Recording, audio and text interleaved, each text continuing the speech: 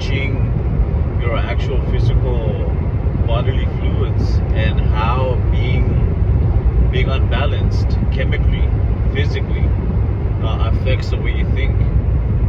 And it's one of those things that I've been learning. And once again, like in my last video, I talked a little bit about my history, my past, some of the things that I've been through, and and I've really evolved as a person. I've evolved a lot mentally, I've evolved a lot spiritually, and I've evolved a lot physically. I remember thinking back to when I was a kid. As I told you in my last videos, I do come from a family that has money. My mom got real lucky with her businesses. She made a lot of money, and I remember my mom was always one that she would practice a lot of witchcraft and things like that. But but I think her secret was having faith and having a positive outlook, which is what helped her make a lot of her wealth. She's lost it all just due to how she treats people, how she treats her employees, and and they came back to bite her in the ass. A lot of her employees sued her. A lot of partners, cheated her out of money. So a lot of bad choices that my mom made by putting trust in the wrong people. I'm not as successful as she is, but I do hope that I get there one day. I'm a big crypto guy. As I told you before, my life is a lot better than what it was 5 years ago. Way better, way better. And although I'm not where I want to be, I always try to focus on the good things in my life. I try to be grateful. Gratitude is one of those things that I believe just gives you more. When you're grateful for the things that you have, even though it's not what you want, just being happy for simple things like help, just having an easy job. Like I have a real easy job. All I do is scoop up dog poop all day, chilling, drinking soda, drinking water, smoking me a doobie every once in a while. But I do want to stop with the drugs. I did stop alcohol because I realized that it was putting me in a low vibrational state. Up to the point where I was just getting angry out of nowhere at my wife for no reason. When my wife she's great, and I stopped drinking because of that, because over the past year, I don't know, it's just making me angry. I don't know why, but it just makes me drop into anger, which is a low emotion.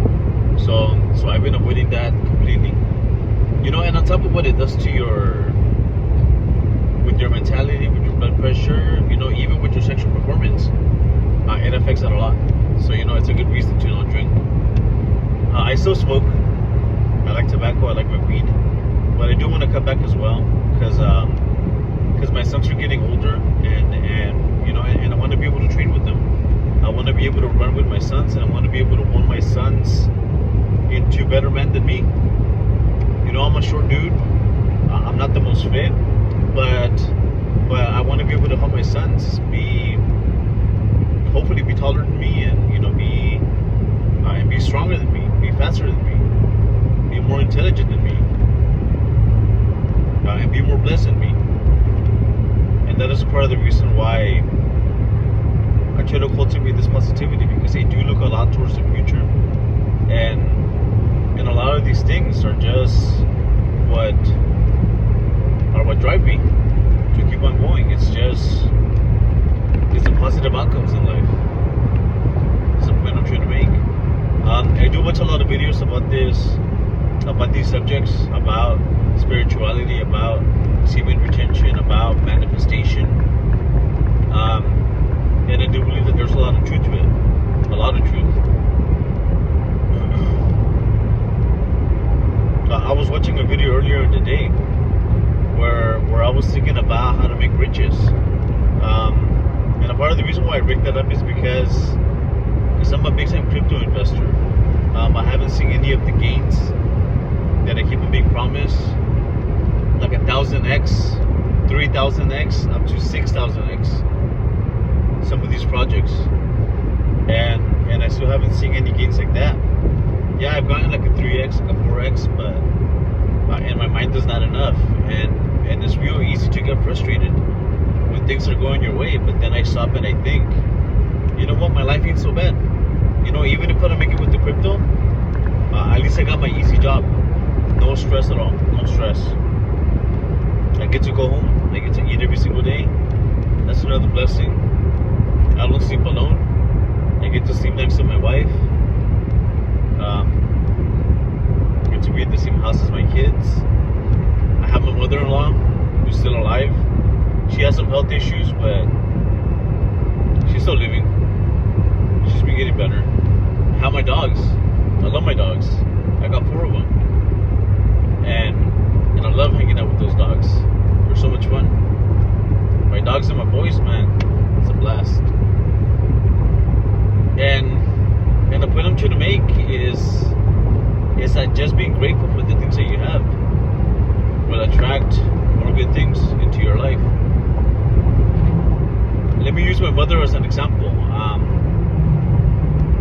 mean, I'm not really sure what happened with her mental, I don't know what changed, but my mom has been losing it all. In the very first video I mentioned about how I helped out my parents with my name to help them open up a restaurant, and the restaurant didn't do so good, so it is not closing. And it's just thing after thing that keeps on happening to my parents. My mom always wanted to keep my stepfather around. Maybe that was a bad decision, because my stepfather, he's a man that has no control over his sexual urges. One of their biggest lawsuits was because he got himself into a relationship with one of the employees, and he decided to spank one of them in front of this one lady who's a big time gossiper. She's really dramatic and always complaining, and she went and she told my mom. My mom didn't do things the right way, and she went up to the lady and she just started cussing him out in the middle of the business, which is not a good look. They ended up getting sued, and ever since then there's just been bad thing after bad thing that's happening to my parents. And that's an example of a man that has no sexual control, has no control over his animal nature, has no control over his thoughts. My stepfather, he got in trouble because of that lawsuit, because he got into that relationship. He did have a company when I was a kid, when I was, I don't know, 9, 10 years old, maybe up to 12 years old, where he had a taxi company. It was a pirate taxi company, and the same thing happened. He got involved with an employee. My mom found out. He went through a divorce. He lost the house. He lost his daughter, and he lost it all essentially. My mama took over the taxi company. She didn't know how to run it, so she ended up losing it. After that is when my mom started with her businesses, and then my mom started to become successful. For my mom, I think she may have made a few millions, I think, because as far as I know, with the restaurant over the past 3 years, she's invested minimum like $1.5 million into that restaurant just to have it fail. My mom has made a lot of money, but now my mom is trying to do the same things that she did back when she was younger, and it's just not working out for her. I don't know what changed, but I'm hoping that if I get blessed with wealth, I'm hoping that God, the universe, the creator, decides to give me a lot of wealth. I want to be able to help my mother out, so she can just relax. She can relax. My stepfather, he doesn't really deserve to be around still. I think he should have left a long time ago. So I'm gonna tell him, if I get rich, he has to move on with his life. He has to go with his family in Mexico, New York. He's got some family in New York, and he's got to move on. It can't be a part of my family anymore. That's one of the mistakes that he made. The bad example that he set. I remember as a young boy, as a young man, I thought that's what a man was about. Just being always horny, always chasing skirt. That's what he taught me, and it's not about that. That's not being manly. Always chasing women. Yeah, I struggle from time to time, but I feel like I've gotten a lot better than what it was. Thank God. And as I was saying, if I do get to make some riches, I would love to share that with my family. One of my dreams is having my brother, my sister-in-law, my nieces and my nephew, their pets. I want to have my sister, her pets, her boyfriend, whatever she has right now. I want to have me, my wife, my 2 sons, my mother-in-law, and my 4 dogs, and my mama. I want us all to live on one piece of land. And what I always think about, what I always visualize, and what I always dream of is a little property with at least 6 houses. 6 houses out there, so everyone has their own little space. I want to be able to have plants. I want to be able to grow some produce, some vegetables, some fruit. I want to have some animals, like some chickens, maybe a goat, for some goat milk, goat cheese, all that good stuff. And I just want to be able to make the best of whatever time I have on this earth. I don't want to keep on working. I wanted a business, because of my parents being business owners, but after all the struggles and all their failures, it's something that I don't really want that much anymore. I just want to be able to be free. I don't want to have a mortgage. I don't want to pay any rent. Whatever money does come in through my work, through my projects, through my art, through different things that I may do in the future, my creative pursuits, I want to be able to live off of that. And whatever money I do get, it's going to be for me. It's not going to be for some landlord. It's not going to be for some bank. And it's not going to be to some government that's going to want to take property taxes. I may consider staying in the U.S. I may go to a different country. It all depends. And and if you think about it too, the whole system that they have here in the USA, where everyone has to have their own house, everyone has to have their own mortgage, their own rent, their own separate bills,